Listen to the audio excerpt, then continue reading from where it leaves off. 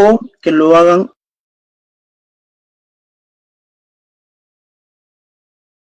el fiscal, el fiscal, el fiscal. Se pueden dar con intervención de la policía o se pueden dirigir dentro del despacho fiscal. Si las diligencias se solicitan con apoyo de la policía, es porque necesitamos el apoyo de la policía en casos de diligencias como por ejemplo pericias, grafotécnica, pericias físicas, pericias balísticas, pesaje de droga, donde necesariamente el apoyo de la policía es esencial. Sin embargo, diligencias preliminares de investigaciones como casos de omisión familiar, lesiones, hurto, donde no tenemos mucha mayor complejidad de la investigación, lo podemos llevar simplemente en el despacho fiscal. Asimismo, el plazo determinado no puede exceder de los 120 días de diligencias preliminares. Una vez que estas diligencias se hayan llevado a cabo, con lo cual el fiscal va a tener que tomar la decisión entre poder formalizar la investigación preparatoria e iniciar la etapa de investigación preparatoria, o si no reúnen los requisitos establecidos, tendría que no proceder a formalizar la investigación preparatoria, lo que vendría a ser un archivo de dicha investigación. Entonces, si verificamos la calificación que hace el fiscal, conforme lo establece el artículo 334 del Código Procesal Penal al 336, donde el fiscal tiene la opción de no formalizar la investigación preparatoria, que vendría a ser un archivo, tiene la opción de formalizar la investigación preparatoria, emitir alguna reserva provisional. En este caso también podría pronunciarse con un principio de oportunidad o acuerdo reparatorio, lo que conllevaría, si se realiza un principio de oportunidad o acuerdo reparatorio, lo que conllevaría a poder culminar esta investigación con una abstención de la acción penal, es decir, el Ministerio Público no va a continuar con, en este caso, la acción penal, teniendo en cuenta que ya se habría llegado a un acuerdo por principio de oportunidad o por acuerdo reparatorio, lo cual no genera antecedentes y únicamente un pago de reparación civil a favor de los agraviados. Con respecto a, en caso de que el Ministerio Público proceda a no formalizar la investigación preparatoria y en ese caso emite un archivo, la parte agraviada, quien se ve afectada con este archivo de los actos de la investigación, puede también presentar el caso de una queja de derecho, el cual se va a presentar y se va a elevar ante el fiscal superior, el mismo que tendrá que decidir si confirma en este caso el archivo planteado por el fiscal o si solicita la ampliación de la investigación a efectos que pueda investigar más el fiscal, y en este caso es el derecho que se le asiste a los agraviados que no estén de acuerdo con el archivo de la investigación. Si se decide formalizar la investigación preparatoria conforme al artículo 336 del Código Procesal Penal, emite o se necesita ciertos requisitos. Primero tendrá que verificar que los indicios recabados en las diligencias preliminares sean reveladores y que vinculen al autor o autores con el hecho delictivo. Segundo, que la acción penal no ha prescrito.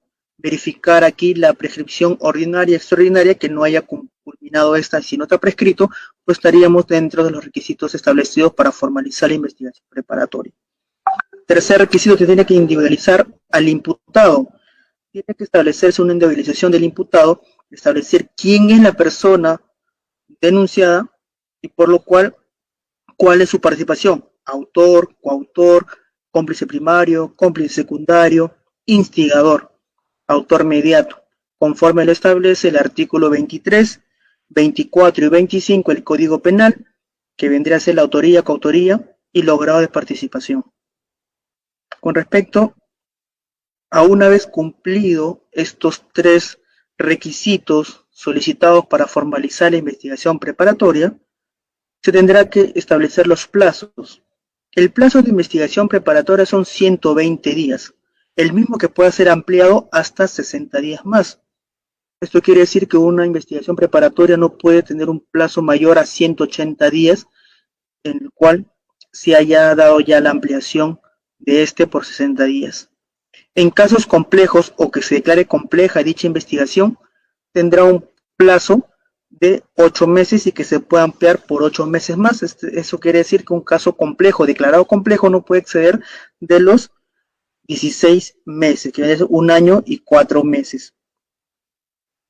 Cuando nosotros formalizamos la investigación preparatoria, tendríamos que solicitar diligencias de la investigación preparatoria, las mismas que no deben repetirse de la investigación preliminar, ¿correcto? Estas deben ser pertinentes y útiles, y no deben ser repetitivas. Esto se señala en el artículo 337 del Código Procesal Penal.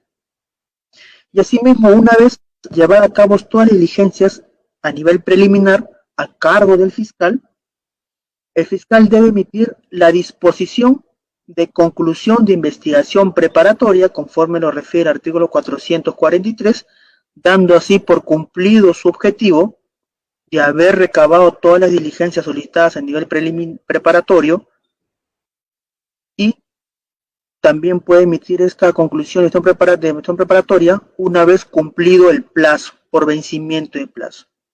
Es decir, ya estamos en los 180 días de la investigación preparatoria, la cual ya no tenemos más tiempo para seguir investigando, y el fiscal debe pronunciarse en el estado en el que se encuentre, emitiendo la conclusión de investigación por cumplimiento o vencimiento del plazo. Eso quiere decir que la conclusión de investigación preparatoria se puede dar por dos motivos: por cumplir el objetivo o por vencimiento del plazo. Si hablamos de cumplimiento de su objetivo, no es necesario esperar los 180 días. De repente a los 120 días ya el fiscal recabó todas las diligencias, o a los 60 o 70 días, y si con eso ya tenemos todos los elementos para pasar a la etapa intermedia, entonces emitimos la conclusión de investigación preparatoria por cumplimiento de objeto en el plazo razonable y establecido que se llevaron a cabo todas las diligencias. Una vez concluida la etapa de investigación preparatoria con esta disposición, el Ministerio Público tiene 10 días, los cuales son para poder emitir su acusación fiscal. Sin embargo, tenemos aquí el plazo que son de 15 días, calendario que tenemos para emitir nuestra acusación fiscal. 15 días nos dan para poder emitir esta acusación fiscal o el pronunciamiento de fondo. Si emitimos un requerimiento fiscal de sobreseimiento conforme al artículo 334, tenemos que establecer 4 situaciones específicas sobre un sobreseimiento. En primer lugar, señalar si el hecho no se realizó. Otro supuesto es que no se le puede atribuir al imputado dicho delito, que el delito no es típico, o que hay insuficiencia de elementos de convicción. Por esos 4 supuestos el fiscal puede solicitar el requerimiento de sobreseimiento. Sin embargo, si presenta un requerimiento acusatorio, conforme al artículo 349 del Código Penal, va a señalar, en primer lugar, que se logró identificar al imputado, la identificación plena del acusado, los hechos que se le atribuyen al acusado, cuáles son los elementos de convicción que se convertirán en prueba posteriormente, que van a acompañar la imputación contra el acusado. También cuál es la participación del acusado, como lo habíamos mencionado, si es autor, coautor, autor mediato, cómplice primario, cómplice secundario, instigador, cualquiera de estas figuras de autoría y participación que esté inmerso el acusado.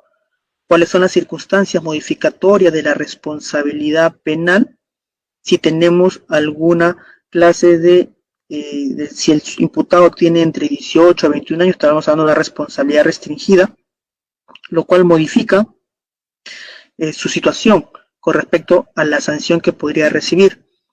La tipificación del hecho y pena, es decir, la subsunción del hecho atribuido en el tipo penal que le corresponda. Esa es la tipificación del hecho y la pena.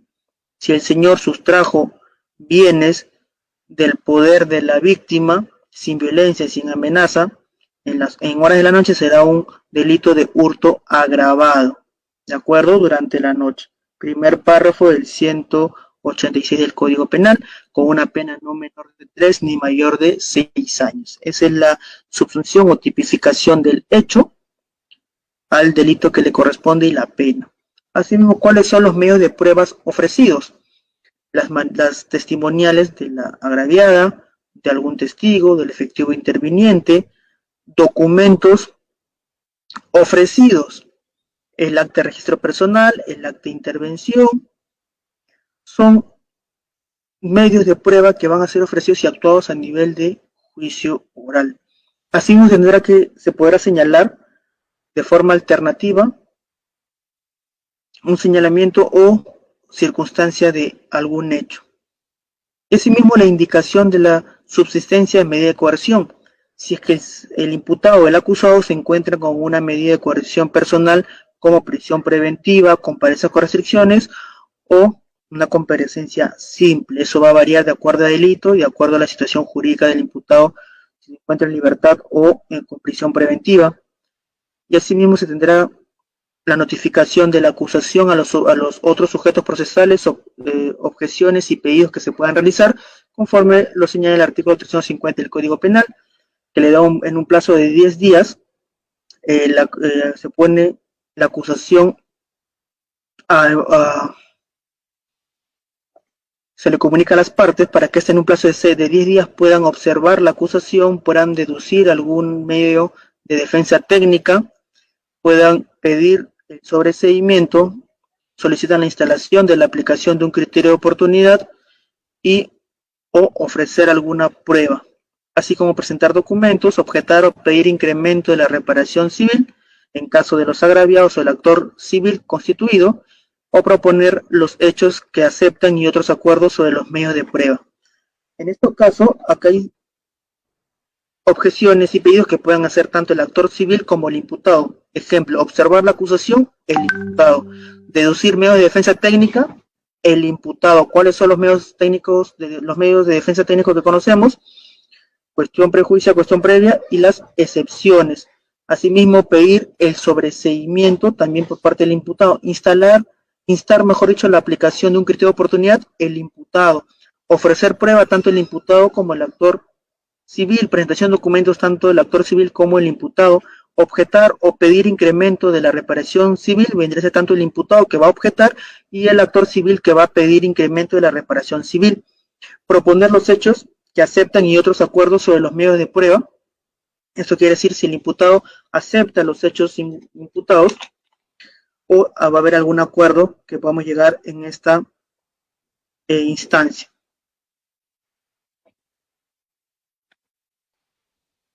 Una vez culminados estos 10 días de plazo que se pone a conocimiento de las partes, la acusación fiscal, se va a llevar a cabo la audiencia de control del requerimiento fiscal de sobreseimiento o la audiencia preliminar de la acusación fiscal. Como habíamos mencionado sobre el sobreseimiento, se va a llevar a cabo esta audiencia de control del requerimiento fiscal del sobreseimiento, donde se va a verificar las resoluciones judiciales de autosobreseimiento emitida por el juez, donde va a poder también emitir el juez otra opción, que es el ordenar que se realice una investigación supletoria conforme al artículo 346, inciso 5, o simplemente tendrá que emitir un auto de improcedencia del sobreseimiento, lo cual será remitido al fiscal superior, quien se va a ratificar o rectificar sobre el sobreseimiento emitido por el fiscal provincial. Si se rectifica del sobreseimiento requerido por el fiscal provincial, tendrá que ordenar a otro fiscal que pueda acusar, ya que no está de acuerdo con el sobreseimiento planteado por el provincial. Si el Ministerio Público remite la acusación fiscal, la cual fue puesto a conocimiento de las otras partes por un plazo de 10 días, y una vez culminado se llevará a cabo la audiencia preliminar, en el cual va a haber la convocatoria de las partes no antes de 5 ni luego de 20 días. Se solicita la asistencia obligatoria a esta audiencia preliminar del control de acusación del juez, del fiscal y del abogado defensor. El desarrollo de esta audiencia en este caso control de acusación, es sobre, se le da el uso de la palabra a todas las partes, iniciando por el fiscal, quien va a realizar su acusación. Se va a realizar el debate sobre la procedencia y la admisibilidad de las cuestiones planteadas. Se va a verificar las actuaciones solo de prueba anticipada y entrega de documentos de las partes. El juez va a emitir la resolución, la cual puede ser en diferentes sentidos. La primera de ellas, o diferentes supuestos: la devolución que realice el juez de la acusación defectuosa que puede encontrar. Segundo supuesto, que puede emitir un auto sobre medios de defensa técnica, así mismo como puede emitir un auto de sobreseimiento de oficio o a pedido, en este caso, del imputado. Asimismo, también puede emitir la resolución de admisión de medios de prueba y la especificación de objeto de testimoniales. ¿Correcto? En este caso,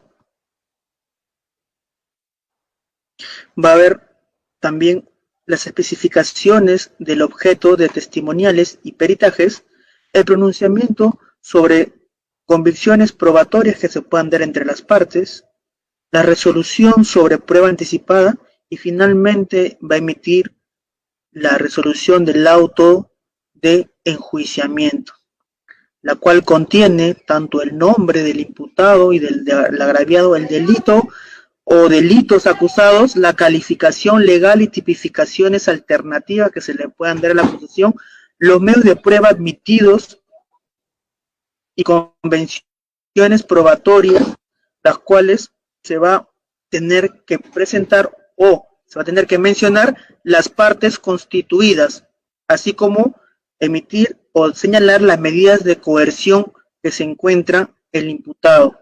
Si está con comparecencia con restricciones o se encuentra con prisión preventiva, las mismas que se va el acto de enjuiciamiento, el juez de investigación preparatoria que dirige, en este caso, la etapa intermedia, va a emitir el auto de citación de juicio oral, ¿de acuerdo?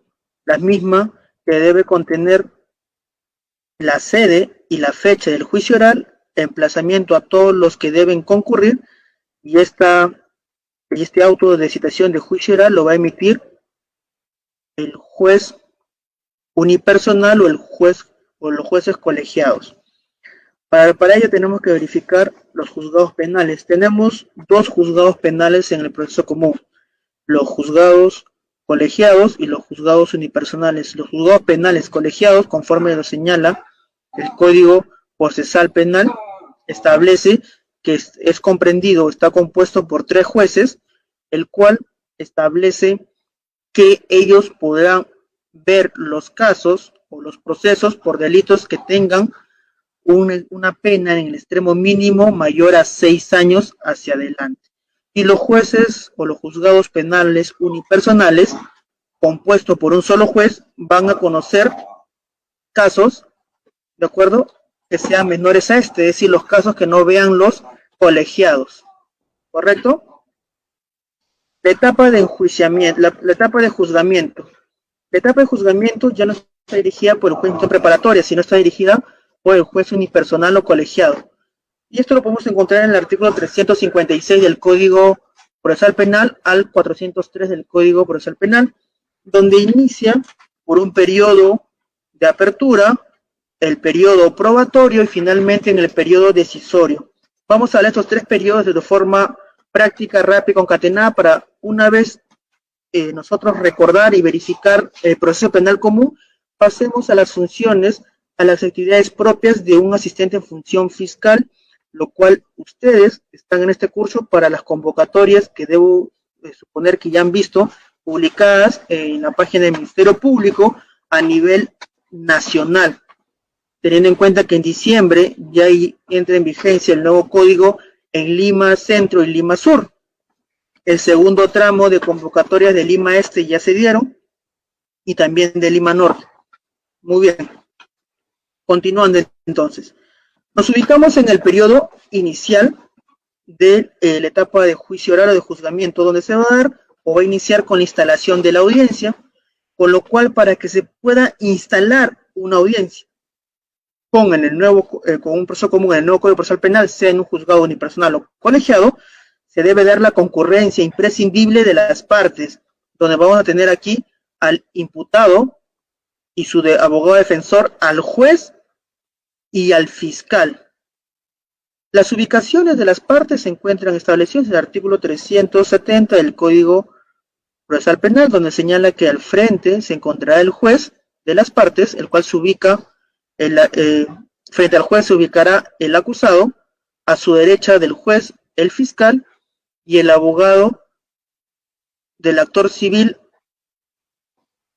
al lado del fiscal, y a su izquierda del juez el defensor del acusado. Esto quiere decir que tenemos aquí a los testigos y peritos en un ambiente continuo.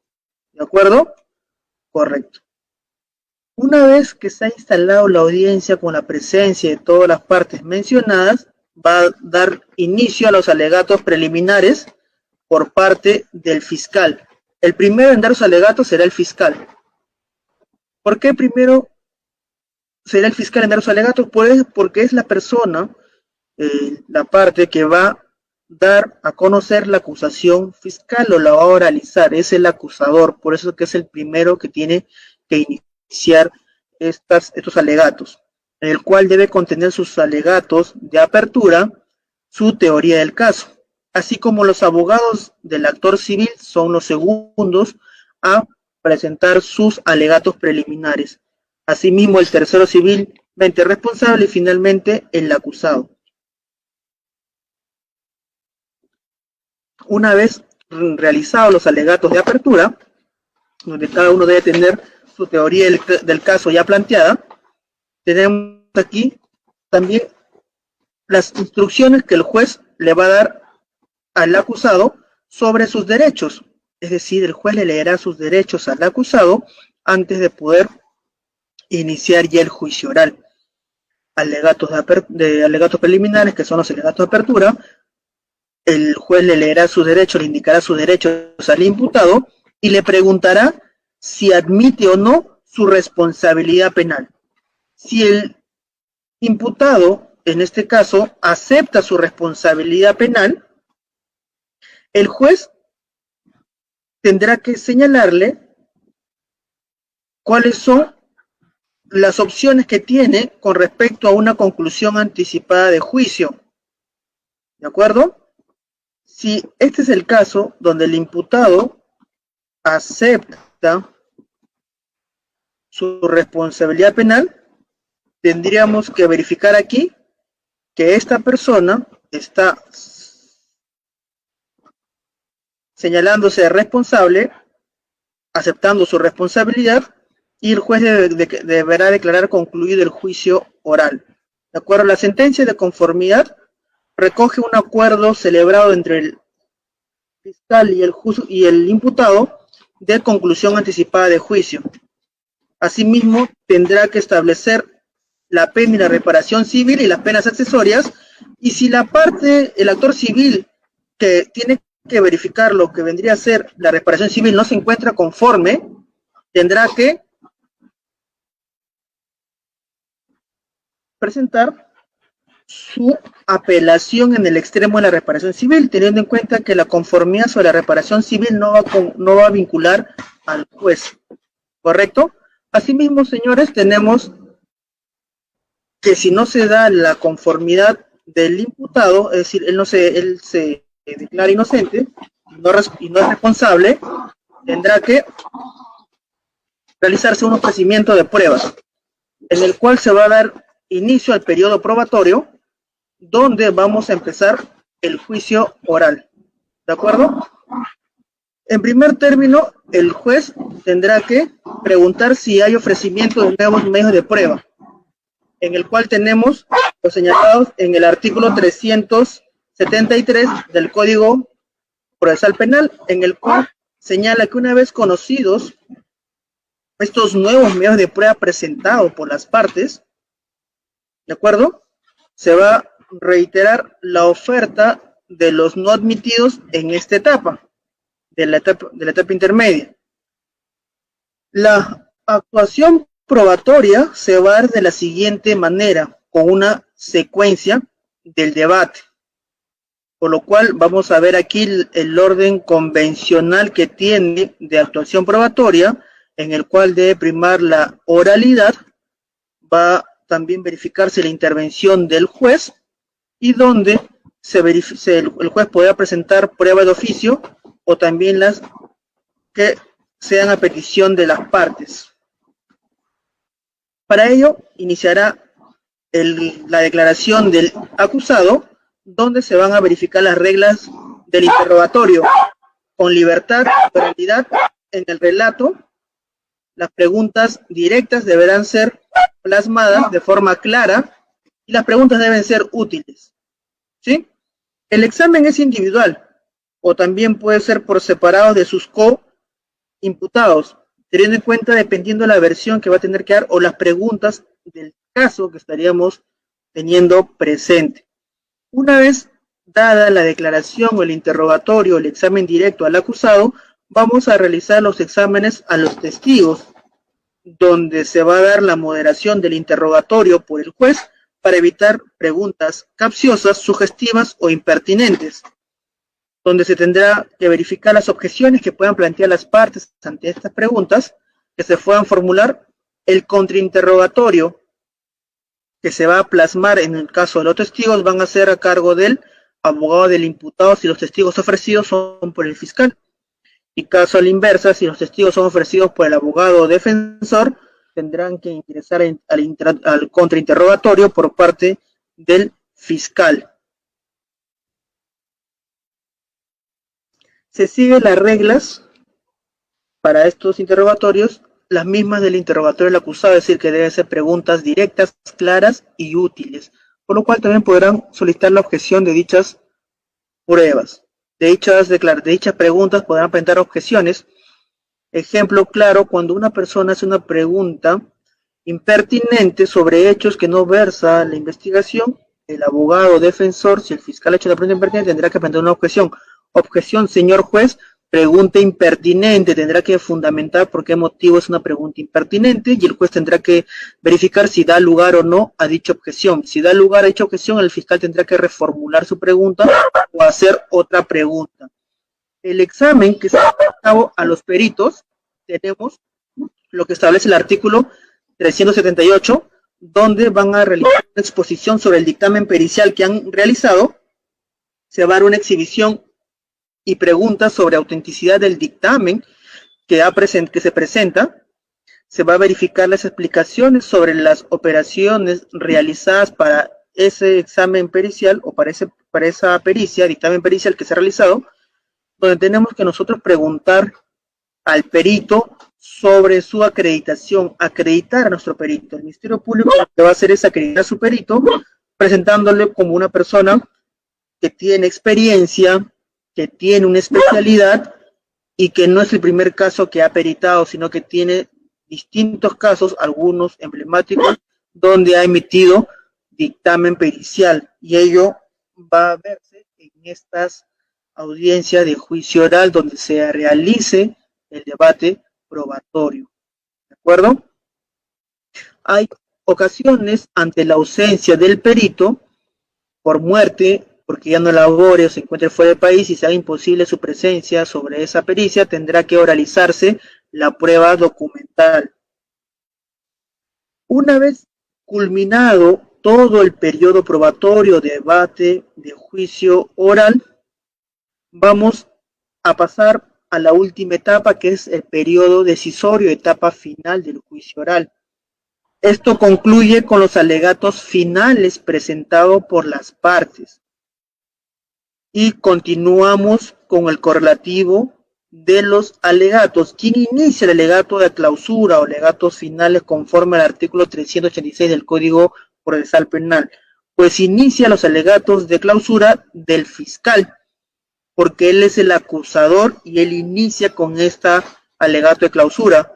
Continuando con los alegatos del abogado defensor del actor civil, los alegatos del abogado defensor del tercero civil, y finalmente los alegatos del abogado defensor del acusado, que puede ser defensa privada o defensa pública, y culminando todas estas intervenciones de alegato de clausura con la autodefensa del acusado, el mismo que podrá tener la oportunidad de decir algo en su defensa si lo cree necesario, agregar algo que ya dijo su abogado o simplemente confirmar lo señalado por su abogado. Asimismo, si estamos ante un juzgado colegiado, se va a realizar la deliberación del colegiado, compuesto por 3 jueces. Se produce en sesión secreta, no procede a utilizar pruebas distintas a la legítimamente incorporadas en el juicio, se va a tener que realizar una valoración probatoria según la sana crítica, la lógica y las máximas de la experiencia, y así como los conocimientos científicos que tengan los juzgadores. ¿De acuerdo? Con respecto a los plazos para la deliberación, en casos simples el plazo máximo es de 2 días, posible suspensión hasta por 3 días por enfermedad del juez. En casos complejos, de acuerdo al plazo de deliberación pueden ser de 4 días, con una posible suspensión hasta por 6 días. Una vez realizada la deliberación en un juzgado colegiado o un juzgado unipersonal, se va a tener que emitir la sentencia.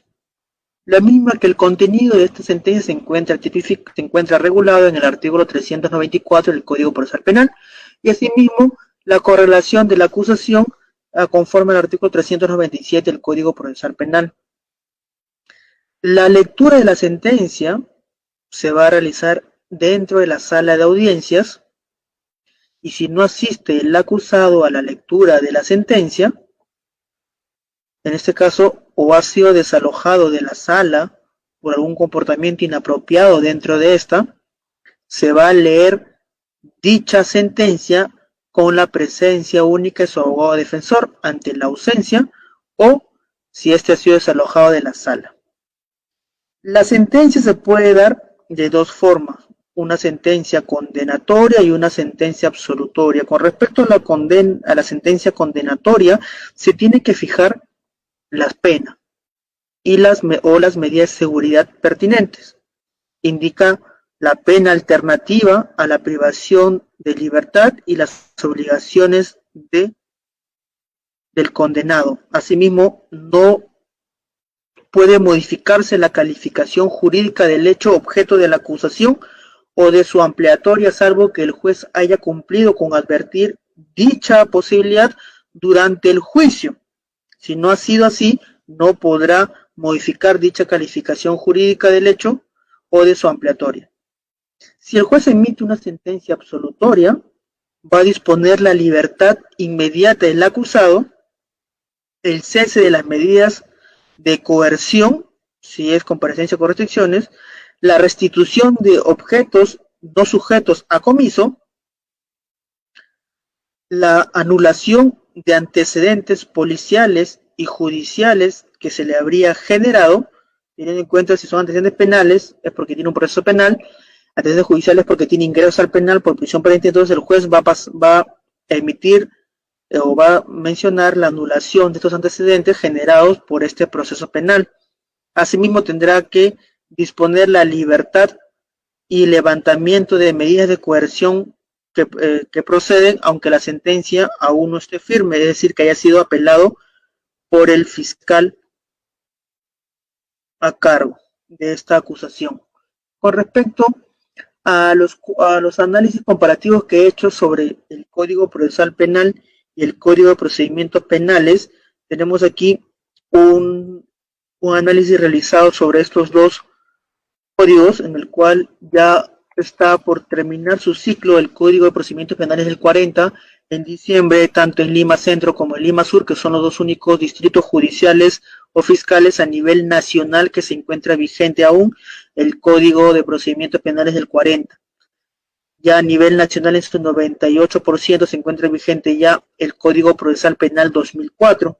Vamos a hacer este análisis comparativo rápidamente antes de pasar al tema de fondo sobre el manual de redacción de documentos propios de la actividad fiscal, y también le voy a a dar una reseña básica de estrategias que ustedes pueden llevar a cabo sobre las funciones del asistente de función fiscal. ¿Cuáles son sus funciones? ¿Cuáles son las atribuciones? ¿Qué es lo que ustedes van a realizar dentro de la Fiscalía una vez que formen parte del Ministerio Público al postular y al ser ganador de estas convocatorias que se están presentando?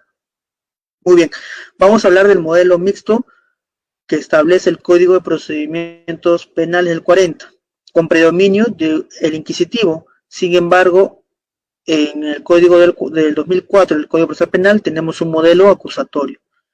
En el Código de Procedimiento del 40 tenemos la acumulación de funciones en el órgano jurisdiccional.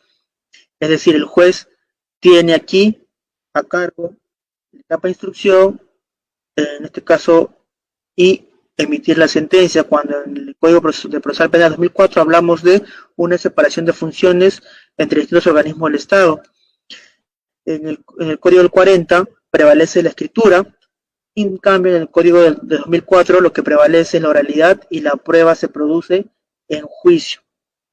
En el 40 tenemos que la actividad probatoria es restringida, sin inmediación, ya que el juez no está en esta inmediación con las partes y la oralidad de los medios de prueba, sino son solamente documentales y el juez únicamente los va a leer. Con respecto al Código del 2004, tenemos una actividad probatoria que se basa en principios de inmediación, oralidad y posibilidad de contradicción, porque va a poder entrar los sujetos de prueba que vendrían a ser las personas que estén, el imputado, los agraviados y los testigos en un interrogatorio, en un contrainterrogatorio, posibilidad de poder entrar en contradicción por los abogados y el fiscal que van a hacer sus preguntas. Con respecto al Código 40 hablamos del predominio de un sistema de actas. Todo se basaba en actas de audiencia. Sin embargo, el Código del 2004 habla sobre un sistema de audiencias durante todo el proceso, incluso en las impugnaciones. Todo es mediante audiencia. Audiencia de prisión preventiva, audiencia de control de acusación, audiencia de control de plazo, audiencia de, en este caso, de juicio oral. Donde predomina son las audiencias. El Código del 40 hablaba sobre una repetición de diligencias, es decir, las diligencias que se llevaban a cabo a nivel preliminar eran repetidas en la etapa de instrucción. ¿Qué pasaba? Yo como fiscalía investigaba a nivel preliminar las diligencias, declaración del imputado, declaración del agraviado de los testigos, y presentaba mi denuncia penal ante el juez instructor. Se daba la autoapertura de instrucción, o se iniciaba la instrucción, y solicitaba diligencias a nivel de instrucción como declaración del imputado, declaración del testigo, declaración del agraviado. Es decir, se repetían las diligencias realizadas a nivel preliminar a nivel de etapa de instrucción. En cambio, con el nuevo Código Procesal Penal 2004, las diligencias llevadas a cabo a nivel preliminar no se van a repetir o no se van a solicitar nuevamente a nivel de etapa preparatoria. ¿Correcto? Muy bien. En el 40, en el Código del 40, hablábamos sobre una detención que era la regla general. Es decir, lo común antes era que la persona esté detenida para que se pueda llevar a cabo el proceso. Sin embargo, en el 2004, en el Código Procesal Penal, sobre la prisión preventiva, establece que es una medida excepcional conforme al artículo 268 del Código Procesal Penal y siguiente, que es la prisión preventiva. En la regla general, en los procesos comunes es la libertad, de los procesos se lleven en libertad, y la excepción es la prisión preventiva. En el Código del 40 tenemos el papel de la víctima era restringido, ¿de acuerdo? Sin embargo, en el Código del 2004, que es el Código Procesal Penal, habla sobre el papel más activo de la víctima, donde se le reconoce el derecho a la verdad de la víctima, y sin embargo, en el Código del 40 no admite un sistema de salidas alternativas a la pena con respecto al Código del 40. Sin embargo, el Código Procesal Penal sí admite salidas alternativas a la pena que podemos encontrar conforme al Código Procesal Penal del año 2004. Y asimismo también teníamos la instrucción del 40 que era reservada, Sin embargo, en el Código Procesal Penal 2004 tenemos que es un proceso público.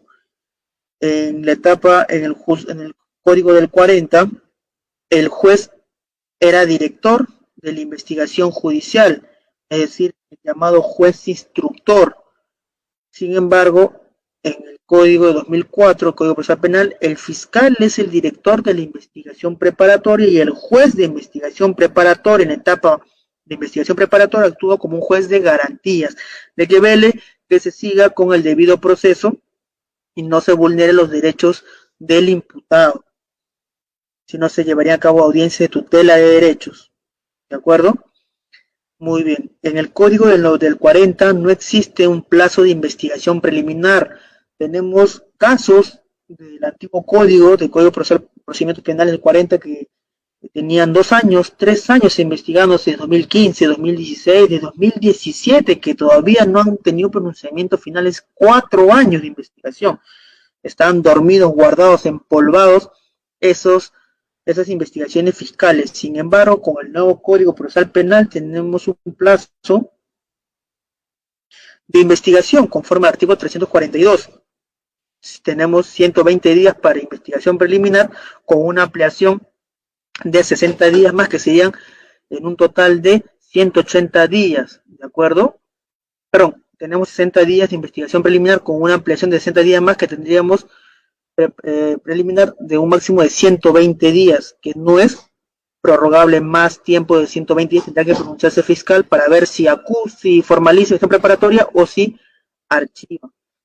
El plazo que está mencionando inicialmente por error era el plazo de investigación preparatorio, que son 120 días que se pueden ampliar por 60 días más, que estamos hablando de un plazo no mayor de investigación preparatoria de 180 días en casos simples. En casos complejos son más días, que son 8 meses de investigación preparatorio en caso complejo, y que se puede prorrogar por el mismo término, que sería hasta 8 meses más, que estamos hablando de hasta 16 meses de investigación preparatoria en un caso complejo.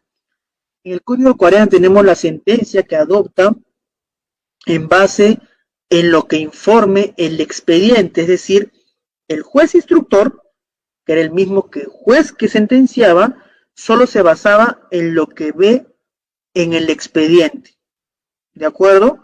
De lo que leía, de lo que revisaba el expediente, en base a eso se basaba su sentencia. En cambio, en el Código Procesal Penal del año 2004, la sentencia se adopta en base a lo que se realiza en juicio. Tanto juez unipersonal o colegiado tendrán que adoptar en la sentencia de todo lo que puedan observar de lo realizado en juicio oral. ¿De acuerdo? Correcto. Entonces vamos a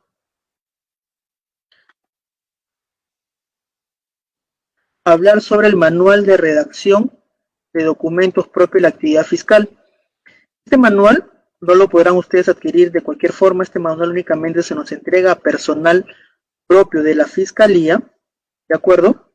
Lo que hemos elaborado en la Fiscalía, en la Escuela del Ministerio Público nos han entregado este material, por lo cual nosotros hemos sido capacitados para poder realizar nuestras funciones, ¿de acuerdo?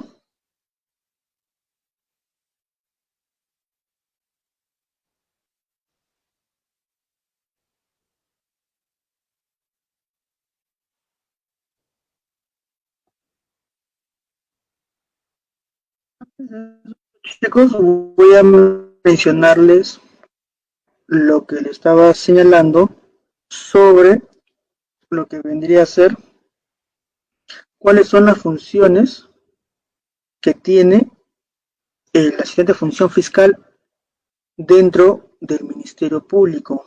Cuáles son las funciones que ustedes deben tener en cuenta sobre el Ministerio Público, ¿de acuerdo? Esto va a servir para que ustedes puedan señalar de sus funciones y puedan saber cuando se ya ingresen a trabajar en el Ministerio Público cuáles son las funciones que debe cumplir el asistente de función fiscal. Es diferente a las funciones del asistente administrativo. Las funciones que ustedes deben cumplir como agente de función fiscal, si tienen donde anotar, apunten por favor lo que les voy a decir, eso no se encuentra en ninguna clase, eso se encuentra en el ROF y en el MOF del Ministerio Público para agentes de función fiscal, agente administrativo, fiscal adjunto, fiscal provincial, cuáles son sus actividades o funciones que deben realizar. El agente de función fiscal debe realizar la primera función, elaboración de proyectos de disposición, providencias, denuncias, así como de los diversos requerimientos a ser presentados ante el órgano jurisdiccional. Es decir, ustedes, como agente de función fiscal, deben realizar providencias, disposiciones, requerimientos. Tienen que confeccionar las notificaciones. Ustedes saben que todas las disposiciones se notifican, ¿de acuerdo? Tienen que realizar el registro en el sistema de gestión fiscal. El sistema que nosotros manejamos es el SGF o sistema de gestión fiscal. En el antiguo código se utilizaba el sistema CIAF, en el cual una vez que registren el sistema de gestión fiscal deberán ingresar y verificar la información de los casos en el sistema informativo y mantenerlo actualizado. Cada actuación que nosotros realicemos de cada caso deberá ser registrado o subido en el sistema SGF. Asimismo, tendrán que conformar, organizar, custodiar, foliar y clasificar, según su estado, las carpetas fiscales, los cuadernos de los fiscales y anexos que se requieran, ¿de acuerdo? Y así como los cuadernos formados por cada carpeta fiscal. Entregar los depósitos administrativos, voucher o similares respecto a las reparaciones civiles de los beneficiarios. Custodiar las evidencias y bienes relacionados con los casos, con las investigaciones, y asegurar así los documentos hasta su remisión a la oficina que corresponda. Deberán apoyar en la redacción de actas bajo la dirección del fiscal. Elaborar y mantener actualizada la agenda fiscal. Tendrán que apoyar al fiscal en la recepción de denuncias verbales, teniendo en cuenta que cuando una persona viene a denunciar a la fiscalía un hecho sin documento, es decir, una denuncia verbal, ustedes tendrán que apoyar al fiscal en la recepción de estas denuncias verbales, es decir, redactar la denuncia verbal y dentro del acta de denuncia que se va a realizar. Apoyar en las labores de turno fiscal conforme a la necesidad de servicio. ¿En qué manera van a apoyar ustedes en la labor del turno fiscal?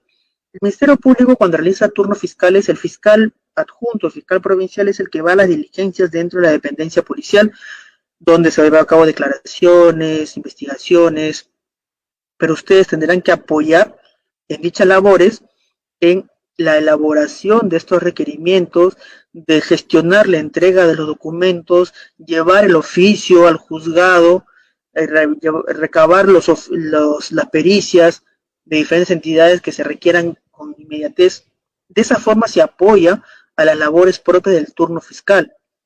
También ustedes tendrán que certificar las copias que disponga el fiscal. Cuando alguna persona soliciten copia certificada de los actuados o de cierta disposición o requerimiento, ustedes tendrán que sellar la certificación con sus datos de cada hoja que se le va a entregar a las partes. Otras actividades también encomendadas por el fiscal dentro de las labores propias de la actividad fiscal. No van ustedes a realizar actividades que le pide al fiscal que no tienen nada que ver con su función.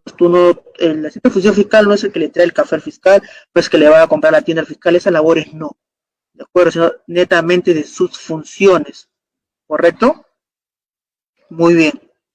Asimismo tendrán que ustedes confeccionar los reportes estadísticos mensuales de la carga laboral. Ustedes tendrán que realizar esta confección de los reportes estadísticos, verificar cada mes, con cada fin de mes, se extrae del sistema SGF la carga laboral que tiene cada fiscalía y cada fiscal. Como cada fiscal adjunto y cada fiscal provincial tiene un asistente con el que trabaja directamente. Este asistente es responsable de verificar los reportes estadísticos de la carga mensual del fiscal, tanto la carga que tiene el fiscal como la carga recepcionada, la carga pendiente en plazos, porque tenemos un semáforo verde, ámbar y rojo con respecto a los plazos. Verde que todavía estamos dentro del plazo, ámbar que ya está por vencer el plazo y rojo que ya están vencidos el plazo. Esa información deben ustedes como de función fiscal revisar. Es como que todos los ciertos interdiarios revisar los plazos, cuáles se van a vencer.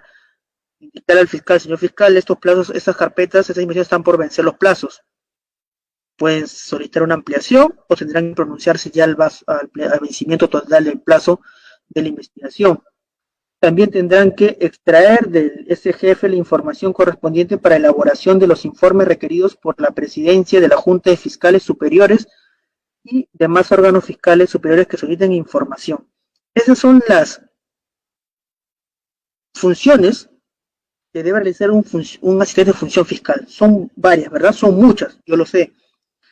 Son casi las mismas que tiene el fiscal adjunto, con la diferencia que el fiscal adjunto es responsable de esta carga y es quien va a llevar a cabo todas las diligencias a nivel judicial dentro de la fiscalía, y ustedes también tendrán que apoyar en diferentes diligencias cuando hablemos del apoyo en otras actividades que disponga el fiscal, es por ejemplo la redacción que ustedes realicen sobre las declaraciones testimoniales o de agraviados que ustedes puedan apoyar al fiscal.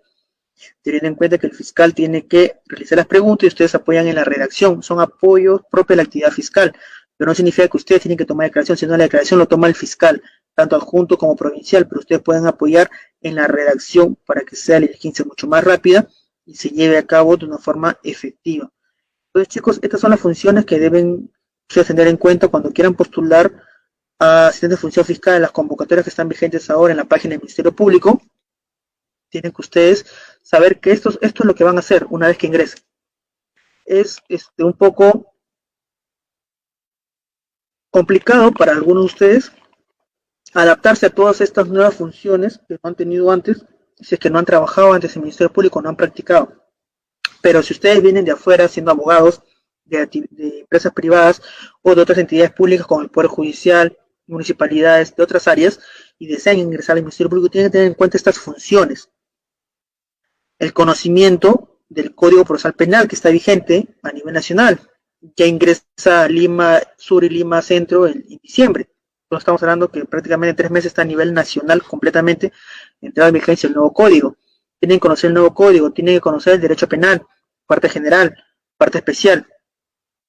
Tienen que saber la elaboración de redacción de documentos propios de la actividad fiscal. Este manual que se le va a enviar a los que están inscritos en este curso especializado, seminario de asistente de función fiscal, le va a servir.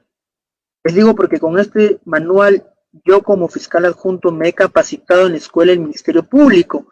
Como si ustedes pueden ver aquí, le da todo el ABC de documentos propios de la actividad fiscal y ustedes me dirán, pero aquí no me dice cómo hacer un documento, es decir, cómo elaborar una disposición, cómo elaborar un requerimiento.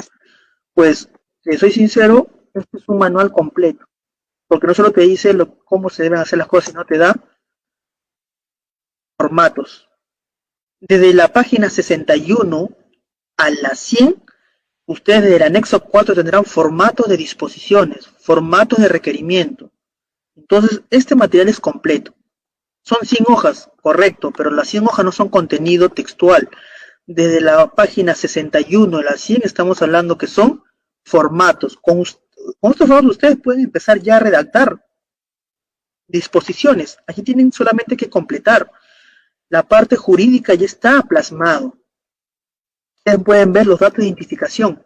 Número de carpeta, nombre completo del imputado, nombre completo del agraviado, delito atribuido, número de disposición fiscal, fecha y lugar.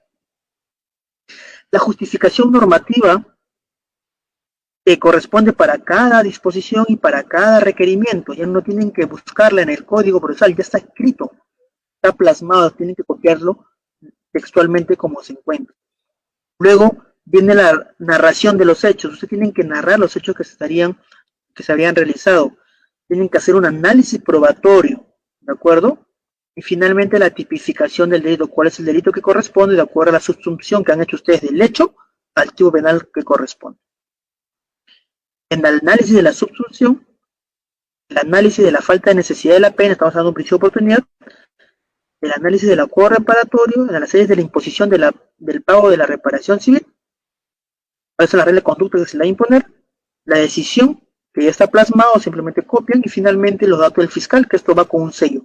Estos datos de identificación fiscal que ven ustedes acá, nombre del fiscal, despacho fiscal y firma, esto se complementa con el sello del fiscal, que está su nombre y su despacho, y finalmente solo su rubric, su firma del fiscal. Entonces, esa parte de datos de identificación, el fiscal lo pone con su sello que está completo.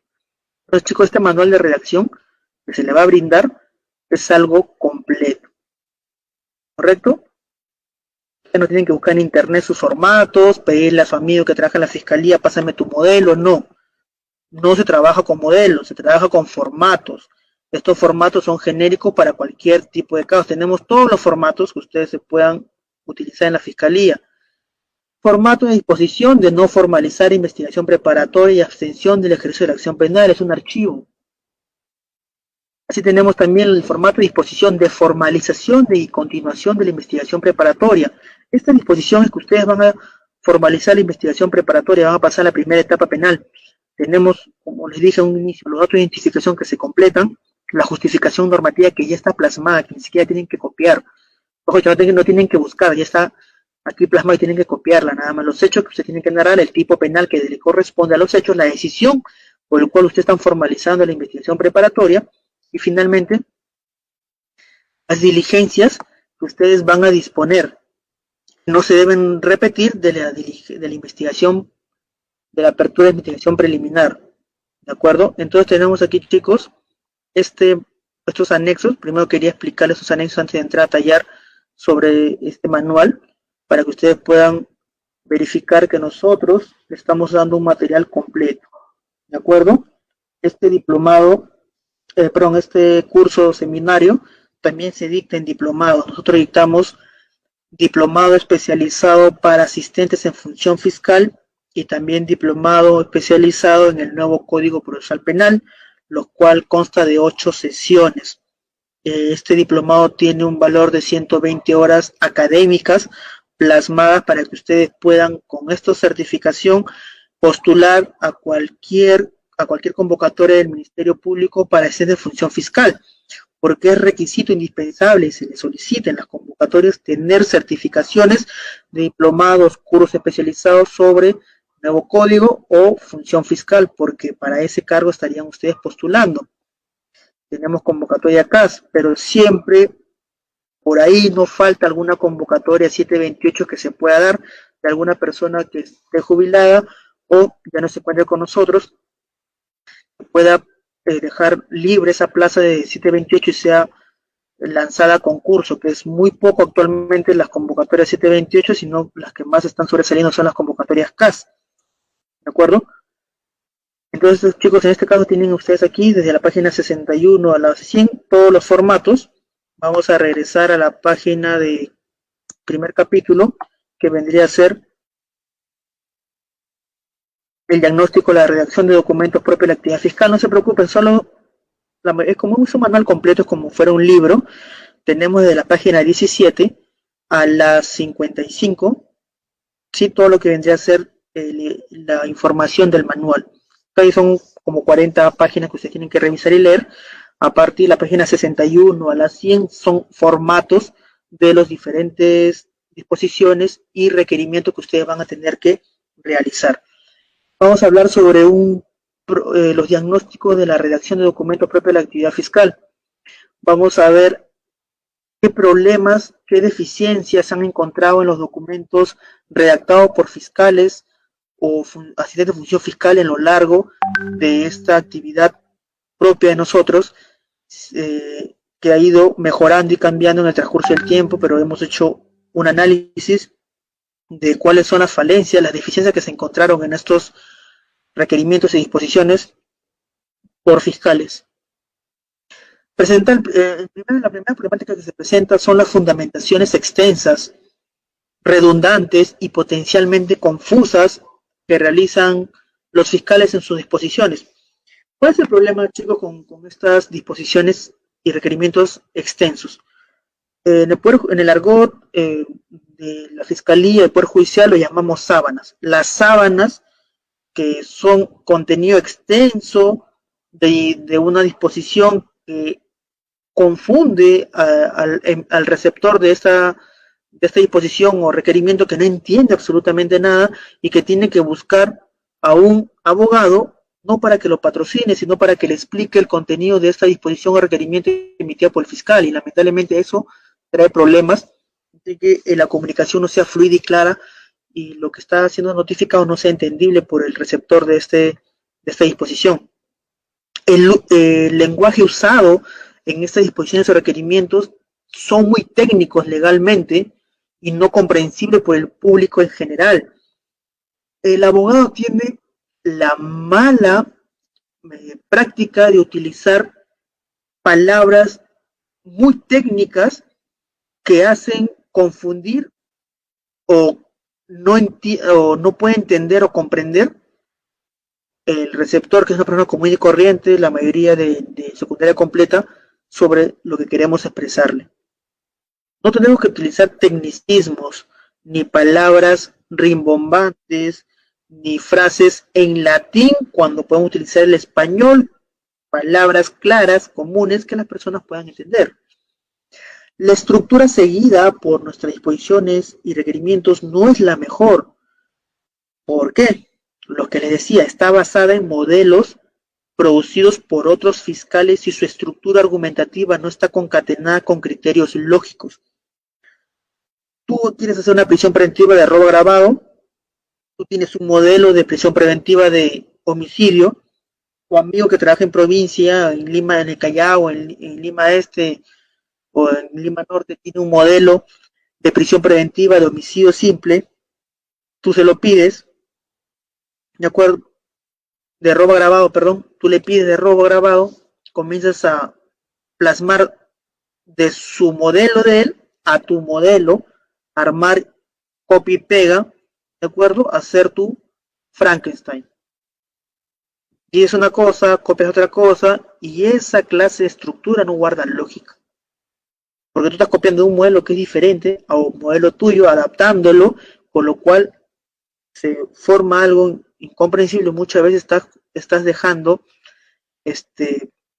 información o texto de tu caso de homicidio cuando lo que estás viendo es robo agravado. Entonces el juez, cuando lee tu requerimiento, se da cuenta que es planchazo, es pura plancha, decía copiado otra cosa. Y es feo que el fiscal vaya a una audiencia donde su documento esté lleno de errores, en el cual tenga que subsanarlo oralmente y no queda bien el fiscal.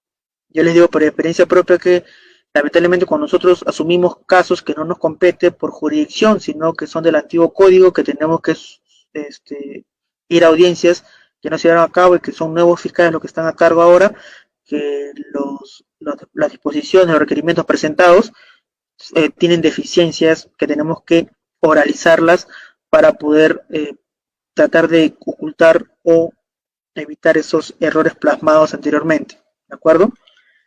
Lamentablemente no siguen la secuencia de los hechos, se usan términos que no se entienden, son innecesarios, redundantes, mal empleados, el estilo rimbombante y extenso ya no es efectivo. En ocasiones no se usa una voz sonora y esto dificulta la comprensión del texto por parte de los receptores. No se citan literalmente frases o dichos de los testigos con su propio lenguaje que demuestran probatoriamente el caso legal. Los fiscales traducen estos testimonios con un lenguaje adornado y pierde eficacia. Les explico. Si una persona, en su manifestación, un testigo, dice algo, ustedes tienen como fiscal o asistente que está redactando la manifestación, cita textualmente lo que dice con sus propias palabras, porque ese testigo, ese agraviado, lo que dice en su manifestación, cuando lo sienten a declarar en juicio, lo va a decir con sus propias palabras, no va a leer lo que dice tu declaración. ¿Se dan cuenta? Un caso práctico, les voy a contar con lo que puede pasar. Si yo le voy a tomar declaración a un testigo sobre un caso de homicidio, que es un testigo presencial, y yo le pregunto, ¿usted puede narrar los hechos que presenció el día 11 de noviembre del año 2020 a las 13 horas? Es decir, le estoy preguntando a usted qué hechos vio o qué es lo que vio el día de ayer, 11 de noviembre a la 1 de la tarde. Y el testigo me dice lo siguiente. A la 1 de la tarde yo estaba fuera de mi casa y vi que el imputado Juan Pérez le disparó al señor Carlos por la espalda con una pistola y se dio la fuga el señor Juan Pérez. Entonces, ¿qué dice el testigo? Que él vio cuando estaba fuera de su casa que Juan Pérez le disparó al señor Carlos por la espalda con un arma de fuego y se dio a la fuga. Una línea o línea y media puntual fue el testigo. No dijo nada más, no agregó ninguna frase más, ninguna palabra más.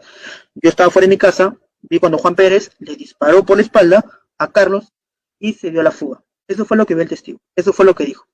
Sin embargo, el fiscal, cuando escucha esa respuesta, no le convence las palabras utilizadas por el testigo y va a darle un mejor sentido, algo más bonito. ¿Y de qué forma va a decir los hechos? Lo siguiente.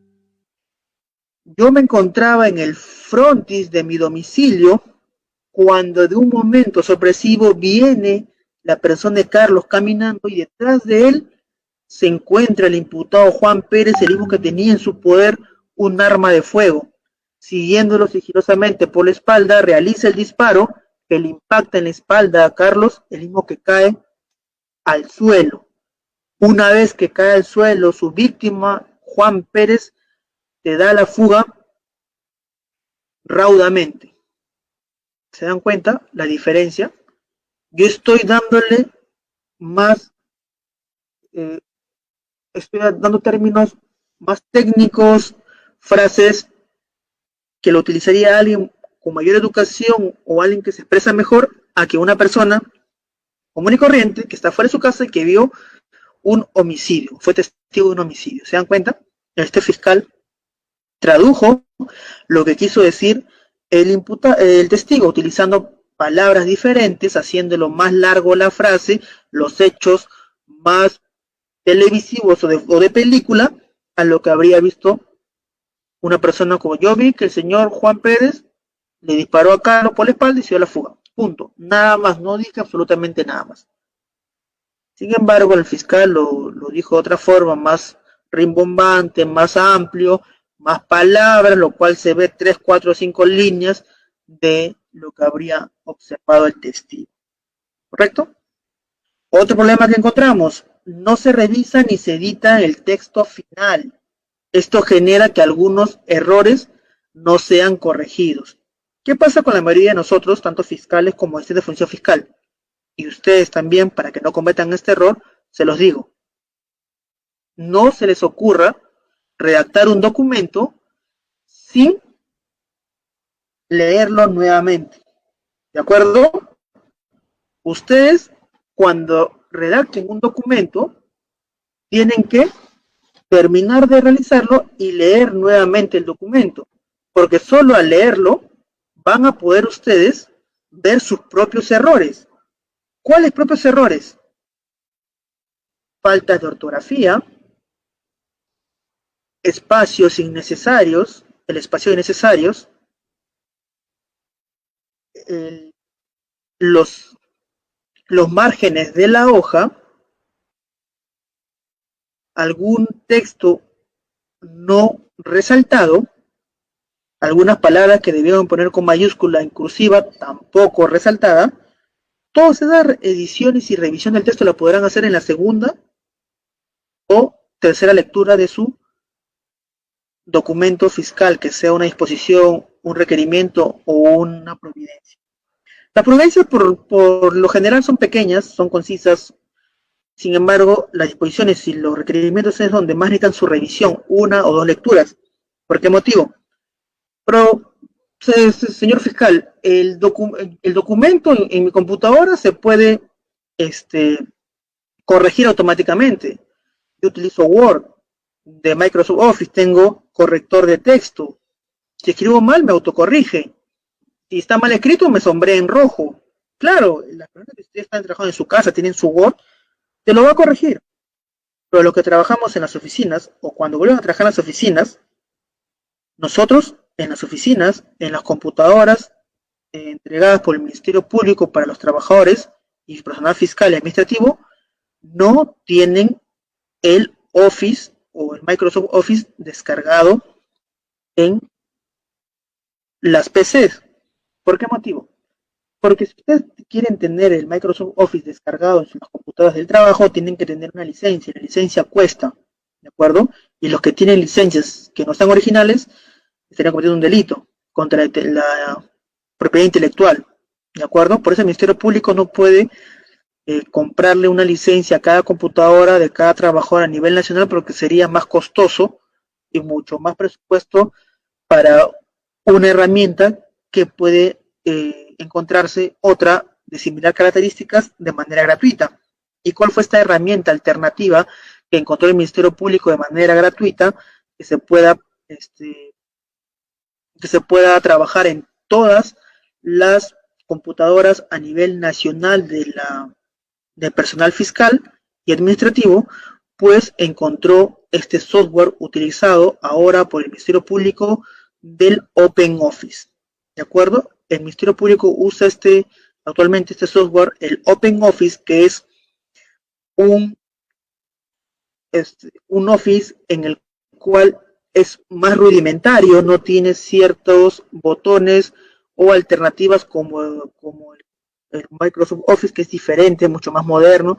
Este es más rudimentario, parece un Microsoft Office del 95, aproximadamente de esas características tan antiguas. También tiene una hoja de cálculo que reemplaza en este caso un Excel. También tiene una presentación de presentaciones diapositivas que reemplaza PowerPoint del OpenOffice y así. Entonces tenemos este software del OpenOffice que está instalado en todas las computadoras a nivel nacional de la Fiscalía, que no tiene editor o control ortográfico, que no corrige las faltas gráficas. Si usted escribió mal, no sabe escribir la palabra, no se lo va a corregir automáticamente, por lo tanto quedará con esa falta ortográfica. También el personal administrativo y fiscal no tiene acceso a páginas de internet, porque tenemos el conocimiento que la mayoría de páginas de internet son de ocio. Entonces el Ministerio Público tiene internet en las computadoras para la red y para páginas especiales como el peruano, el SPIG. Sin embargo, para otras páginas de navegación está bloqueado el acceso. Página de descargo, ni siquiera el WhatsApp web funciona en ninguna computadora, ni siquiera de los fiscales. Entonces tenemos que aprender a trabajar con estas limitaciones que nos dan para concentrarnos en nuestra actividad. Sin embargo, el tema de las fallas ortográficas, espero que ninguno de ustedes las tenga, porque esto puede ser por una escritura rápida, porque el teclado no me ayudó y se escribió doblemente la misma letra, o presionó la H pero no tecleó bien. Puede ser de que por la velocidad de la escritura se te pase una u otra palabra. Sin embargo, eso se corrige cuando tú lees nuevamente tu texto, ¿correcto? Pero si no tienes la costumbre de revisar una o dos veces tu texto, o no tienes la facilidad de la ortografía bien dada, que algunas palabras que no sabes cómo se escribe, tú mal lo escribes como tú crees, y se va a quedar plasmado con un error, realmente eso te hace quedar mal a ti como profesional, porque ¿sabes? Si somos abogados, la forma de escritura, la ortografía nos enseñan en el colegio. En la universidad no te enseñan ortografía, ¿de acuerdo? Te enseñan redacción, que es diferente. Te enseñan lenguaje jurídico, que es completamente distinto a la ortografía que todos debemos haberle llevado muy bien en el colegio. Los que tengan problemas de ortografía tienen que llevar cursos de poder revisar algunas palabras de ortografía. O en el celular tienen Google, googleen la palabra, si ustedes no se recuerdan, y encuentren la palabra correcta, usen sinónimos de una palabra que tal vez no recuerdan cómo se escribe. Están ustedes concentrados en un caso importante, te puedes bloquear, no encuentras la palabra correcta o no recuerdas cómo se escribe la palabra, simplemente googlea la palabra o utilizas un sinónimo de dicha palabra para poder sobrepasar ese impasse. ¿Correcto? Tienes que saber ingeniártelas. lo peor es cometer fallas ortográficas, que si el fiscal no revisa tu documento y no te hace corregir ese error y lo firma nada más el documento, ese documento va a ir al Poder Judicial. Si es una disposición va a ser notificado a todas las partes, y qué vergüenza que en la gran vida del imputado, cuando lee el documento, que es una persona común y corriente, se dé cuenta que tú has escrito mal, pero quien escribió mal para el imputado, para el agraviado, para el juez fue el fiscal, porque ese es quien firma. ¿Se dan cuenta? Entonces tengan mucho cuidado con eso. Pues, para culminar con este curso especializado o seminario sobre la Agencia de Función Fiscal, vamos a hablar directamente sobre cuáles son los documentos que ustedes deben realizar en su actividad fiscal. Este manual se le va a entregar, se va a enviar, creo que vía correo, lo que me informaron los encargados del instituto. Sin embargo, ustedes los tienen aquí para que puedan revisar y leer. Voy a hablar únicamente de los tipos de documentos elaborados que se encuentran en el capítulo 4 de este manual, para que ustedes sepan qué son las disposiciones, cuándo se hace una providencia o cuándo un requerimiento, ¿de acuerdo? Muy bien.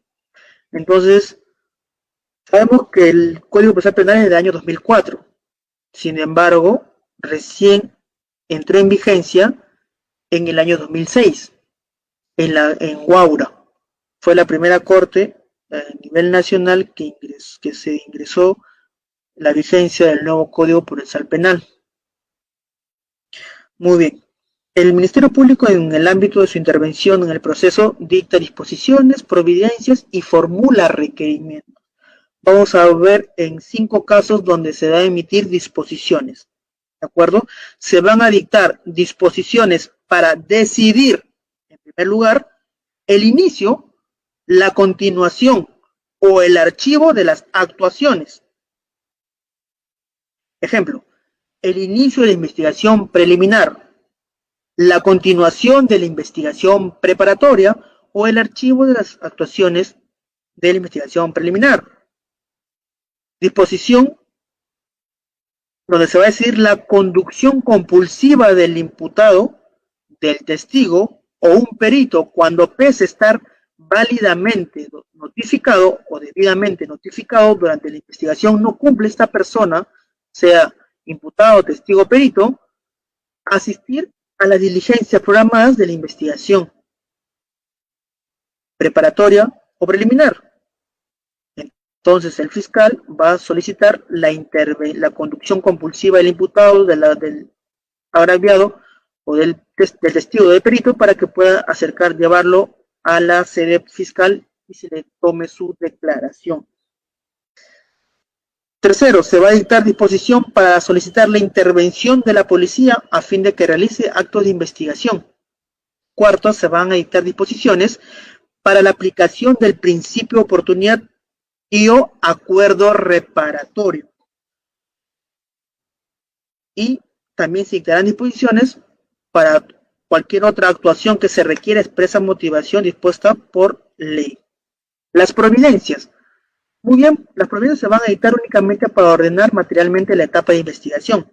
Por ejemplo, si un abogado se apersona a la investigación, se tendrá que emitir una disposición, formular un requerimiento o una providencia, pues tendrá que emitirse una providencia. ¿Por qué motivo? Porque esta providencia va a dar cuenta de lo presentado por el abogado del imputado, el mismo que se está personando, señalando domicilio procesal, y solicita que se le remitan copia de los actuados. Entonces, el fiscal va a emitir o va a dictar una providencia para dar cuenta de que ha sido recibido el escrito presentado por el abogado imputado, el mismo que se apersona a la investigación, señala domicilio procesal, señala correo electrónico, señala teléfono, señala casilla electrónica y solicita se le entregue copia a los actuados para tomar conocimiento pleno de la investigación. Entonces, para eso se emite una providencia que se va a dictar para ordenar materialmente la etapa de investigación, tanto preliminar como preparatorio.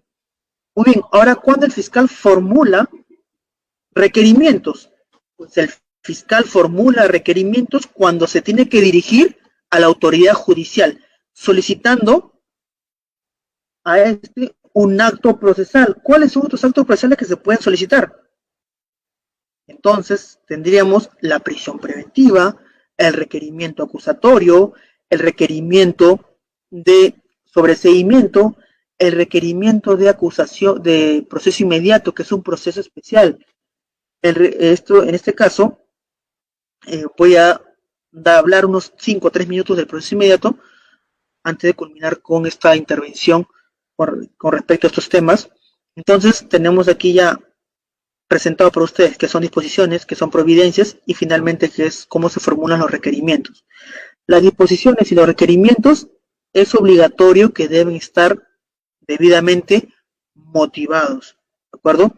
En los requerimientos, de ser el caso, se tienen que estar acompañados de elementos de convicción que lo justifiquen, por ejemplo, las prisiones preventivas, la acusación, la formulación de requerimiento de acusación fiscal, y en el marco del nuevo Código Procesal Penal, los principales documentos que escriben los fiscales provinciales en el decurso de su actividad profesional son los siguientes: formalización y continuación de investigación preparatoria, ampliación del plazo de investigación preparatoria, disposición que declara compleja la investigación, una disposición de inicio de aplicación de principio de oportunidad, la disposición de abstención fiscal que vendría a ser un archivo, el acto de acuerdo de beneficio y colaboración, acuerdo de procedimiento y colaboración eficaz, el acuerdo provisional de terminación anticipada que se va a llevar a cabo en un requerimiento de terminación anticipada a nivel judicial, el requerimiento de proceso inmediato, lo que les mencionaba, el requerimiento de sobreseimiento, el requerimiento de acusación y un requerimiento mixto donde se va a acusar y sobreseer a la vez. ¿De acuerdo? Entonces, chicos, ustedes verán que estos requerimientos y disposiciones son los más empleados por el fiscal. Voy a hablar unos 2 minutos sobre el tema de del proceso inmediato para que ustedes puedan tener en cuenta dicho proceso especial que es muy usado actualmente, en el cual se encuentra establecido en el artículo 346 del Código Procesal Penal, en el cual nosotros vamos a verificar cuáles son los supuestos de aplicación del proceso inmediato. ¿De acuerdo? Muy bien. El artículo 446 del Código Procesal Penal establece proceso inmediato, en el cual cuáles son sus supuestos de aplicación. El fiscal debe solicitar la incoación de proceso inmediato bajo responsabilidad cuando se presente alguno de los siguientes 4 supuestos. El primero de ellos es que el imputado ha sido sorprendido y detenido en flagrante delito, ¿de acuerdo? En cualquiera de los supuestos establecidos en el artículo 259 de los supuestos de flagrancia delictiva.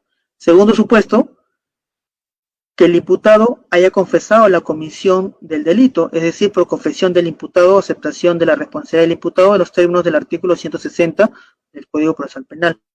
Tercero, que los elementos de convicción acumulados durante las diligencias preliminares y previo interrogatorio del imputado sean evidentes por delito evidente. Entonces tenemos aquí los 3 primeros supuestos: delito flagrante, confesión del imputado y delito evidente. Cuarto supuesto, hablamos que en todos los delitos de omisión en estado familiar y conducción en estado de ebriedad, la única vía procesal en la cual van a ser tramitados es la de proceso inmediato. Entonces, chicos, ustedes no pueden tramitar a nivel judicial un delito de conducción en estado de ebriedad o de omisión familiar en un proceso común, porque no es la vía que corresponde, ¿de acuerdo? Y se puede plantear una excepción si ustedes lo realizan formalizando gestión preparatoria, un proceso de un delito de conducción de sobriedad, el imputado te podría plantear aquí una excepción de acuerdo a la naturaleza de juicio, que no le correspondería la vía procedimental de proceso común, sino de proceso inmediato, ¿de acuerdo? Entonces el proceso inmediato se da bajo 4 supuestos. El último de ellos es que en todos los casos de omisión a la asistencia familiar y conducción en estado de ebriedad, la única vía procesal, es la de proceso inmediato, ¿de acuerdo? Revisen su Código Procesal Penal, artículo 446, 46 y siguientes del Código Procesal Penal, donde habla todo sobre el proceso inmediato. Recuerden, el proceso inmediato solo tiene dos etapas: incoación del proceso inmediato y juicio oral. Se suprime la investigación preparatoria y la etapa intermedia. Hay investigación preliminar, ¿de acuerdo? Incoación del proceso inmediato, que es una audiencia única. Una vez declarado procedente el proceso inmediato, se le da un plazo de 24 horas al fiscal que incoó el proceso inmediato para que presente requerimiento acusatorio formal escrito, y una vez que se haya remitido al juzgado de acción preparatoria la acusación fiscal, tendrá que elevarlo al juez unipersonal para que pueda señalar la fecha de juicio oral en un plazo no mayor a 48 horas. ¿Esto se respeta? Lamentablemente no.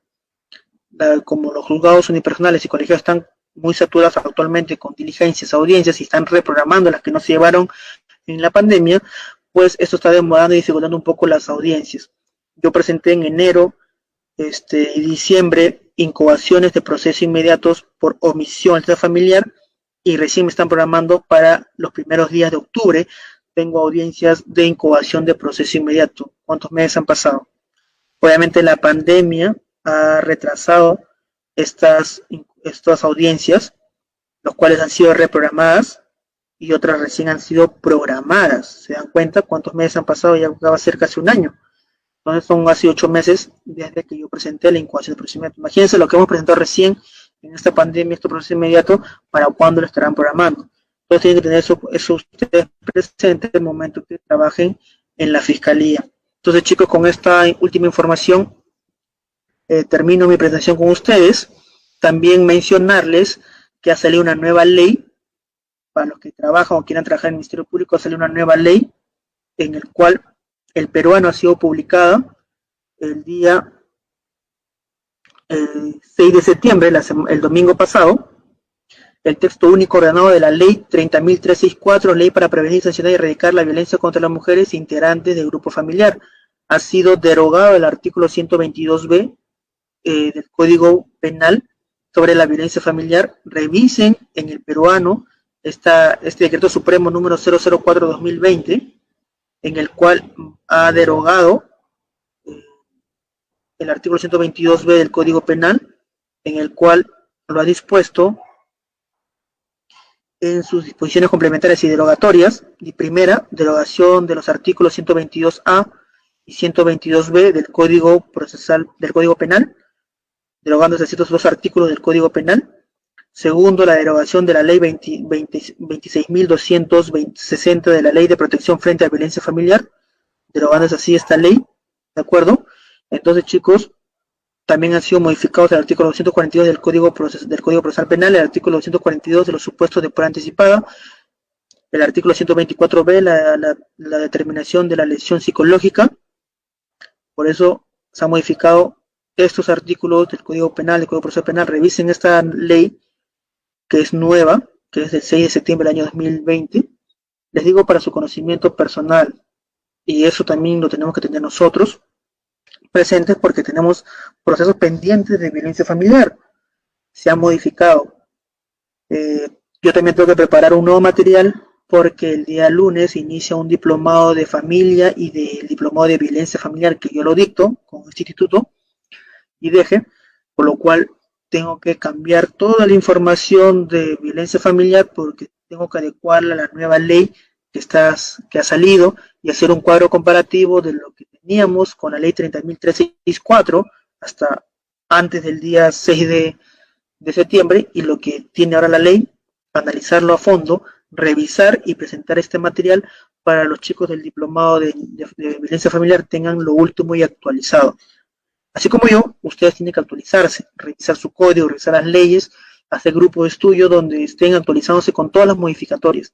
Porque si ustedes están desactualizados, cuando vayan a las entrevistas del nuevo Código Procesal Penal, de las convocatorias para hacer función fiscal, van a dar una mala presentación, porque los fiscales que estén en la entrevista que ustedes van a pasar no le van a preguntar cosas pasadas, cosas actuales. Si ustedes tienen conocimiento de la modificación de la ley de violencia familiar, y ustedes ni siquiera se enteraron, ¿se dan cuenta? Entonces ustedes tienen que estar actualizados.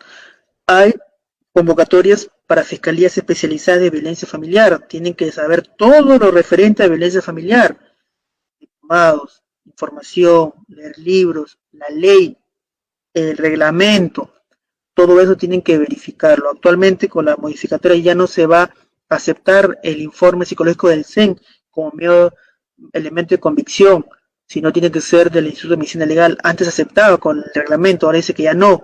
¿Por qué motivo eso se ha modificado? Porque tantos denuncias a diestra y siniestra con una carga elevadísima que tenían las fiscalías especializadas, las fiscalías del antiguo código, esto ha hecho de que se pueda evaluar de una forma distinta estos casos. ¿De acuerdo, chicos? Entonces con esto me despido con ustedes. Lean, revisen, actualícense, inscríbanse en los cursos, en los diplomados, para que puedan tener información actualizada. Este material, léanlo en íntegro sobre redacción de documentos propios de la actividad fiscal. Es un manual muy completo, muy didáctico. A partir de la página 61 a la 100 tendrán todos los formatos que ustedes necesitan para empezar a redactar documentos fiscales. Si todavía no trabajan en la fiscalía y quieren practicar con estos documentos, tienen estos formatos. Si métanse un caso, ustedes planteen el caso y comiencen a desarrollarlo con estos formatos y así poco a poco tendrán que practicar y cuando lleguen a trabajar en la fiscalía pues será mucho más fácil porque ustedes ya saben cómo se redacta una disposición, un requerimiento acusatorio, un requerimiento de proceso inmediato que es no es tan difícil de hacerlo y ustedes lo van a producir muy rápido. ¿De acuerdo, chicos? Me despido con ustedes. Nuevamente mi nombre es Cristian Miguel Guerra Soto. Soy fiscal adjunto del Distrito Fiscal de Lima Este. Tengo 3 años y medio como fiscal adjunto en este distrito. Tengo experiencia en el Ministerio Público ya desde 2014 como asistente de función fiscal. Así como ustedes quieren ingresar, hacer línea de carrera dentro de la fiscalía, ser asistente, ser fiscal y así seguir ascendiendo, que es lo ideal que toda persona que ingresa a la fiscalía quiera realizar. No creo que nadie se quiera quedar, nadie de ustedes se quiera quedar solamente 20, 10 años como asistente de función fiscal, sino que ustedes buscan desarrollarse y hacer una línea de carrera. Se exige compromiso, vocación de servicio y que ustedes tengan ganas de seguir aprendiendo, porque un abogado siempre va a seguir aprendiendo y actualizarse de todo lo nuevo que salga en la materia de su especialidad. Con ese consejo, a todos los que están escuchando este curso especializado, me despido hasta una nueva oportunidad y si se van a inscribir en los cursos que dictamos, en los diplomados que dictamos de asesor de función fiscal o nuevo código procesal penal, así como los diplomados de familia y de violencia familiar, yo dicto esos 4 diplomados, así como el otro profesor Marco León, que también está dando las clases del nuevo Código Procesal Penal y de función fiscal, para que ustedes tengan la mejor formación, tanto teoría y práctica, y con casos prácticos de la propia actividad fiscal, casos reales que yo veo a diario en la fiscalía, que lo pueda plantear en cada supuesto de teoría que ustedes puedan analizar y comprender rápidamente lo que se les da. Muy bien, chicos, con eso me despido. Hasta luego. Nos vemos en otra clase, en otra transmisión. Hasta otra oportunidad. Gracias.